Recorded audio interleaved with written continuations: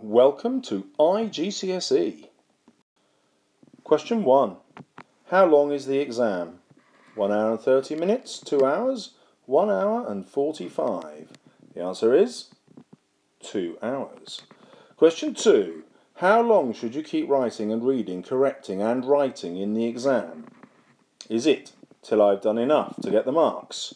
Or till I've finished the questions? Or every last minute? Yes, indeed. Number 3, every last minute. Question 3. If there is no God and this is the only life I'm going to get, will I enjoy it more because exams are stressful, sir, don't stress. I'm like so stressed right now, it's not even funny. Or, I tried my best, I'm stuck here for 2 hours, but I'm damn well going to show them what I can do. Or, I decided to put in a reasonable effort because, hey, life is for living, and if I don't do my best, who's to know? And sorry about the spelling of who's there. And the correct answer is this one. I tried my best. Ladies and gentlemen, as long as you try your best, no one can ever criticise you for not doing well in an exam. But trying your best really does mean going for it, not wasting a single minute. You'll all pass English GCSE and get into sixth form. This is certainly true of my class, but that's not why I want you to do your best. Is it because A, Mr. Salles gets paid more if we do well as a class? Or B, the grade is everything, not to get an A or an A star is a sign of failure? Or knowing you have done your best means that the grade doesn't matter? Yes, you've guessed it, it is the final one. I don't get paid any extra, which is a big shame. Although, if you watch the adverts on the video, I do get 1 cent. Make me rich, please. Question 5. Question 1 lasts how many minutes? Is it 20? Is it 40? Is it 30? My answer is 40 because I tell my students to spend 2 minutes per mark. There are 50 marks for the paper, which leaves you 20 minutes for mopping up and checking and double checking. Question 6. This is because question 1 is worth how many marks? Well, you should have worked that out by now. It's worth 20 marks, which is why you spend 40 minutes on it. Question 7. In question 1, you are likely to be asked to write an interview or anything the examiner wants to spring on you. The answer is an interview or newspaper report, that kind of writing. Question 8. In an interview, should I just use the questions the exam paper gives me? Yes or no? The answer is yes. Don't go asking questions that aren't on the exam paper. Question 9. Should I write it out like a proper interview in a magazine or as a question and answer? A, question and answer, or like a proper interview? And the answer is question and answer. They're not after real quality writing because this is a test of your reading. I told you it was a fair test. Question 10. How many bullet point questions will there be to the interview? The answer is 3. Don't forget to do them all and do them equally. Question 11. Do you have to use your own words in this question? And the answer is yes, you do. Question 12. How many marks are available for each of the 3 bullet points? And the answer is 5, because there are 15 marks available for the content of your answer to question 1. Question 13. Are you allowed to highlight the passage in 3 different colours, 1 for each of the 3 bullet point questions? Many teachers advise this. Is it allowed? And the answer is yes. Question 14. What are the other 5 marks for question 1 given for? Is it the quality of your writing so that you have inferred details from the passage and sound like the person in the passage? Or is it the quality of your writing so that you are punctuating accurately and your sentences begin in interesting ways? And the answer is the first one, because it is a test of your reading and not your writing skills. Question 15. How many pieces of information do you need to write down for each bullet point in order to get the 15 marks? The answer is 5 to 6, because one of them may be wrong. You can't afford to do 4 to 5, and you can't afford to say, well, I can't find any more. Go back to the text and find some. Question 16. Which bullet point in question 1 asks you to read between the lines and infer? And the answer is the third. And that means it's the most difficult and the one that you should make sure you get right. Question 17. How can you make sure that you are covering 5 to 6 points in each bullet point? Is it by writing 3 paragraphs, you'll know by the length of each one, or writing 3 paragraphs and tick your points and number them in the margin?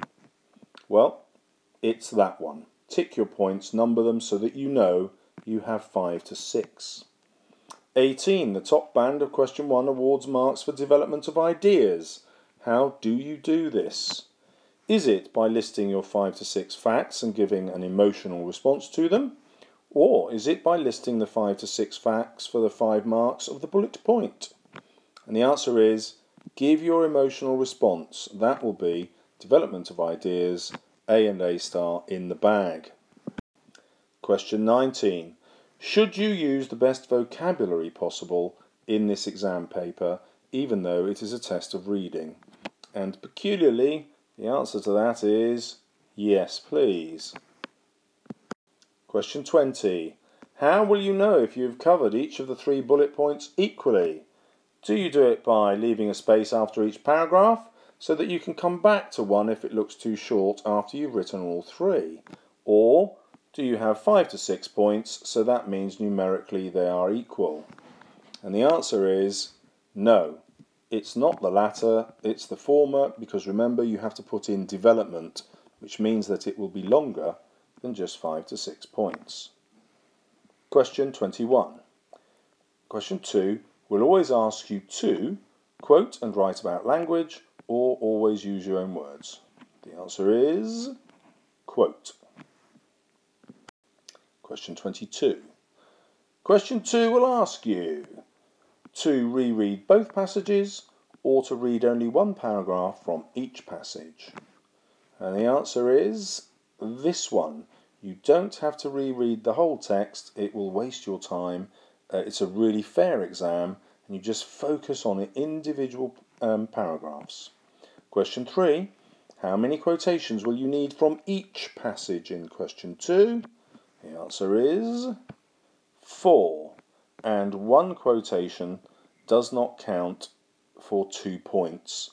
Make sure you've got 4 quotations for each paragraph. 8 in total. Question 24.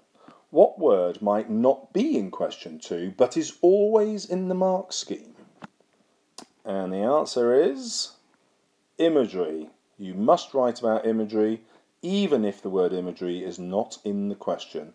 This is the only potentially unfair part of the entire exam, but I'm getting you over that problem now. Question 25. When writing about imagery, can you use the word image? And the answer is yes. 26. Is personification another word for image? And the answer is yes, it is. Is simile another word for image? And the answer is yes. Both simile and personification are ways of creating pictures in words. They are images. Question 28. Is makes us imagine another word for image? The answer is no, it's not. 29. Is metaphor another word for image? Well, if you've been paying attention, you'll know that personification is a kind of metaphor, and therefore metaphor must be another word for image. Can I link alliteration to image? Well, the answer is yes. The image doesn't have to be entirely visual. A sound element can be included. Question 31. Do you need to mention simile, metaphor and personification? Well, one answer is that it's not in the mark scheme. Imagery is in the mark scheme, but as we've established, these words are automatically leading you towards discussing imagery, and they will also make your answer sound more expert. And so my answer is yes. Use those words. 32. Will there always be alliteration, simile, metaphor and personification in the paragraphs that you have to write about? And the answer is, because they're always about imagery, yes they will. You will spot all of those things. So include the word when you're writing. 33. What does effect of language mean? This is what you will always have to explain in question 2, but what does it mean? Whether it draws the reader into the text, whether it makes the reader think or what it makes the reader think or feel, whether it makes the reader want to read on. The moment I hear this one, it makes the reader want to read on, or it draws the reader in, I wish to throttle the student. Why? Because no writer doesn't want the reader to read on, and no writer doesn't want to draw the reader into the text. So every word that they write is intended to do that, but the effect is to make the reader think or feel. Please do not forget this, because the marks are yours if you remember, but they are not yours if you forget. Question 34. Would it help to draw a circle or box around the 2 paragraphs you need to write about? No, I've never made a mistake yet. Yes, some students write about the wrong paragraphs and so get no marks. Well, you know what the answer is to that one. It's this. In a class of 30, I can guarantee that one person will write about the wrong paragraphs. Don't let it be you. Use your circle or box. Question 35. How many marks are available for question 2? The answer is only 10, which means you must spend how long?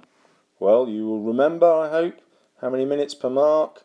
And the answer is 20. That's a lot of quotations, 8 quotations in 20 minutes. You're very likely to overrun that time, but don't worry, my 2 minutes per mark has left you 20 minutes spare. Question 37. Do you have time to underline or highlight the 4 quotations in each paragraph before you start writing? No, I can trust myself to get 8 quotations easily in the exam, or yes, 2 minutes per mark means I have 20 minutes extra to play with in the exam. And the answer, of course, is yes, you do have time, and also if you don't do this, it's very likely that you won't get to 8 quotations. Please underline them or highlight them and make sure each point you make is about a different quotation. 38. Do you need to write an introduction to question 2? The answer is no. Introductions give you no marks. 39. Does it matter if you only use the words suggests instead of implies, reveals, signifies, indicates? Well, the answer is the first one. Not in the mark scheme, so the examiner has to give you credit no matter what. However, examiners are only human beings and they wish to be impressed. Therefore, please use those words implies, reveals, signifies, indicates, because you don't know who's marking your exam. Question 40. Question 3 has how many marks? The answer is 20. How many minutes should you spend on question 3? Well, you'll be getting good at this by now. The answer is 40. 42.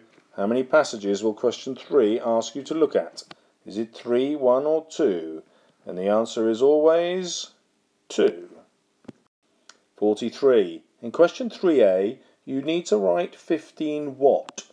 Ideas you have about the facts in the passages, facts or ideas you find in the passages. The answer is this one, facts or ideas. Several students in a class of 30 will start giving some of their ideas about what is in the passage. Don't do that, it counts against you.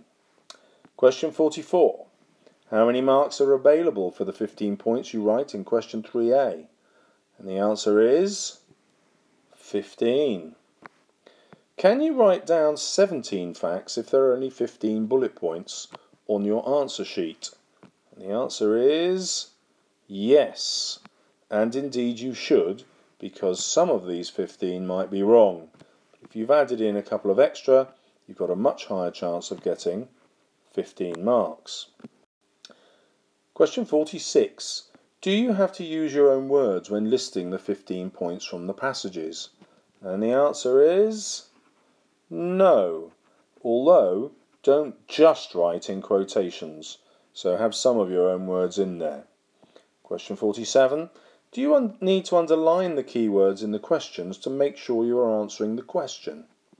And the answer is yes. When I get the exam papers in at the end, I always go through and check how many students have done this, and the answer is usually about 20%. And this is a guaranteed way to lose marks because many students will only answer part of the question because they missed some of the key words. Don't let that be you. Question 48.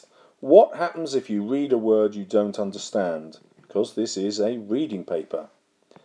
Is it A, you'll still be able to make a point by substituting a word that makes sense in the context of the sentence, or you won't be able to make a point because you aren't certain that it is right? Well, the answer is this exam is not marked negatively. In other words, no points are taken away from you for a wrong answer. And therefore, what you should do is substitute a word that makes sense in the context of the sentence, because 90% of the time that will be correct. Question 49. When you write in the exam, you will often need time to think. How do you think? Do you put your pen down, pause and gather your thoughts? Or do you jot down ideas, spider diagrams, 1-minute plans, writing rubbish till you get a good idea and then crossing out the rubbish bit? Or do you think about the right words and not write again till you have them? Or do you keep rereading the passage till you get a new idea? Well, if I've taught you, you'll know that these three things, putting your pen down, thinking about the right words, keep rereading, are simply wastes of time. If you just keep writing or keep jotting ideas down, new ideas will keep coming to you. Anything that's rubbish you can cross out afterwards, but it will always lead you to a better idea. And so therefore, thinking, ladies and gentlemen, is writing. And the moment you stop writing is the moment you start chucking marks away. Question 50. What is question 3b? Is it a summary or a language question in which you have to quote? The answer is a summary. How many marks are available for question 3b? The answer is 5. Hardly any compared to the 15 marks that were available just for reading the passage and finding your 15 points, although remember you're writing 17. Question 52. Which question is the easiest one to get most marks on? Well, you should have worked that out. It must be 3A, the 15 points that you're just going to list from the passage. Tactically, should I do the easiest question first? Apologies for the lack of a question mark. No, it will stress me out not to answer the questions in order, or yes. And the answer is yes. You'll get 15 marks in the bag. Also, this is the last question, and therefore the one you are likely to do least well. You will complain about your hand aching. You will have sat there wondering when this 2-hour exam is going to be over. And that's the question you might have put least effort into. Don't let that happen. Do this question first. Question 54. What are the 5 marks available for in question 3b? Using brilliant vocabulary and interesting sentences, quoting from the passage, using your own words. Well, you should remember this is a reading test, so you're not doing that. You might expect to quote, but the question asks you not to. It's a summary, so that leaves out lots of information that's irrelevant. Consequently, you use just your own words as far as possible, please. Question 55. In question 3b, the 5 marks are also available for sticking to the word limit, writing more than the word limit, it shows what a good student you are and being able to write more in the same time, or beating the word limit, it shows what a good student you are, being able to use fewer words than other students to say the same thing. And the answer is sticking to the word limit. It's going to be 200 to 250 words probably, and so the examiner has already included an upper and lower limit. You can't include everything you need to in your summary below the 200 words. You'll simply miss stuff out. So stick to the word limit, please. Question 56. When you write your summary, how do you use your 15 to 17 points? Do you try to group them in order around subjects, or cover them in the order they come in the passage? And the answer is the first one. So although it is a test of reading, your ability to group ideas shows what a skilled reader you are. Question 57. Should you tick each point in question 3A as you write about it in the summary in 3B? Yes, you will know you have included everything you can. No, you don't have time. Or no, it will annoy the examiner to see you have already ticked the answers before they have. And the answer is yes, tick them off and you can see that you've got all 15 or indeed 17 in. 58. Will you regret not doing your best in the exam? Yes, because I need an A star to beat my friends. Yes, because I need my parents to be proud of me. No, if I do my best and get a lower mark, I will feel a failure, so best to give it only 80%, and if I get a lower mark, it doesn't mean I'm rubbish. Or, no, because I will do my best and no one can ask more than that. Now, I've included this one because very many students do this. They just want the A star to beat their friends. It's not all about the A star. It's about learning how to perform under pressure. And it's not about making your parents proud of you. They're already proud of you.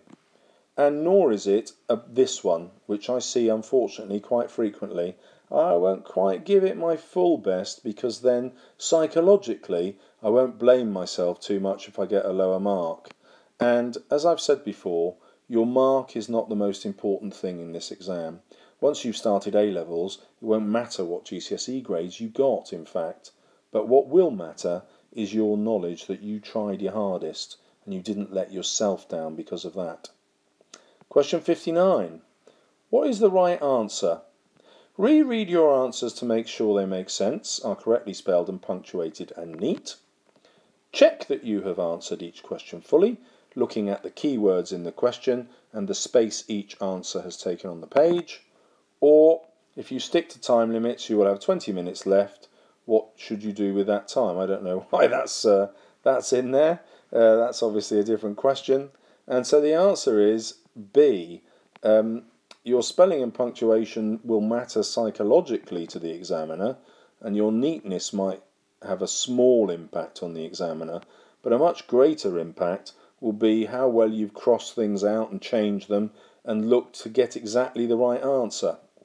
And so check your keywords, check that you've equally answered each bullet point, and don't waste a minute of the 20 you've got left. And finally, if you find mistakes, is it better to don't cross anything out as that makes your work look really messy and it won't be your best, or cross the mistake out and rewrite the bit you want to insert, never mind the mess, or cross the whole paragraph out where the mistake is and rewrite it so it is neat for the examiner? Most students I teach will probably say this one is correct. It isn't. That just wastes time. Cross out the bit that's no good and then write something neat that will go in its place. And you can always cross this bit out, put the number 1 there, and then the number 1 here, and then in your very neat handwriting, not like mine which is dreadful, write down what you want the examiner to read. So I hope you're as excited as I am and that you ace this exam. Good luck on Tuesday.